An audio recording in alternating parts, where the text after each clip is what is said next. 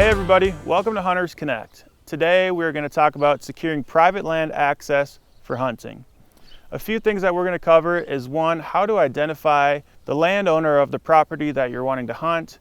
Two, we're going to cover why it's important to try to find a personal connection with that landowner. And three, if you don't have a personal connection, we're going to talk about how to approach a landowner that you've never met before. So securing private land to hunt is a lot of work, but when successful, it can open up options for great property, especially in states that have limited or maybe really crowded public lands. Once you've found where you want to hunt and you've identified that it's a private piece of property that you're going to need permission for, there's a couple ways to find who owns that piece of land.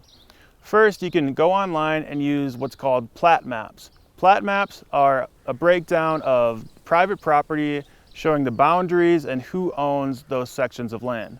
So this will direct you to the landowner that you're wanting to contact.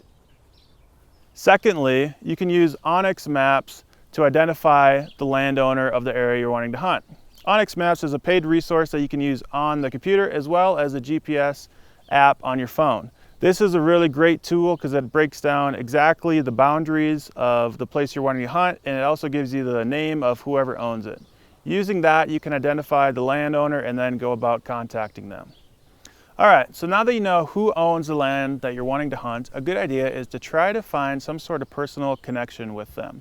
Maybe it's something as simple as your kids go to school together, or maybe you have a mutual friend or coworker who has a personal connection with that landowner.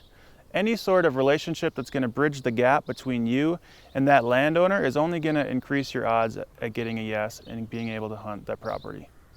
So whenever you're out and about, be a people person, constantly networking, building relationships, and just being friendly to others. You never know which relationship is going to open the door to being able to hunt a new piece of land. So say you don't have any personal connection with that landowner. The last option is just to go about knocking on their door. So it's a good idea to try to give yourself plenty of time to gain permission before the peak of hunting season. Oftentimes these landowners are getting bombarded by other hunters who want the same thing that you do. So going a little bit early before the season begins might give you a better chance of gaining access to their property. Think through what time of day might be best to try and meet that landowner. Maybe it's going in the middle of the day, or maybe consider just going later in the evening after dinner when they might be home and have some free time and be willing to chat. So when you do that, you want to make sure that you present yourself in a really respectful way and have an idea of what you're going to say in that conversation. Know what species you're wanting to hunt and be direct about that.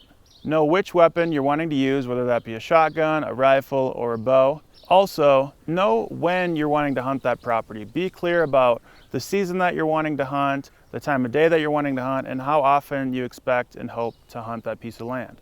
So if you're wanting to hunt big game on that landowner's property, it might be a good idea to try and gain permission first by hunting something smaller. Maybe you just want to ask to be able to hunt squirrels, rabbits, or even just doing some shed hunting on their property.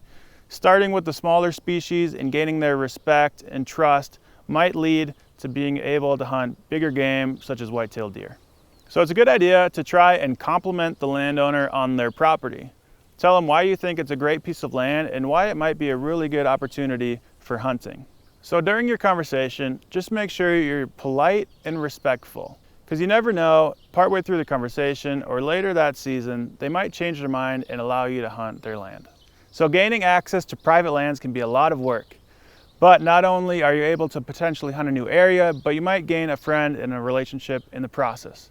So thank you guys for watching, and check out our other videos.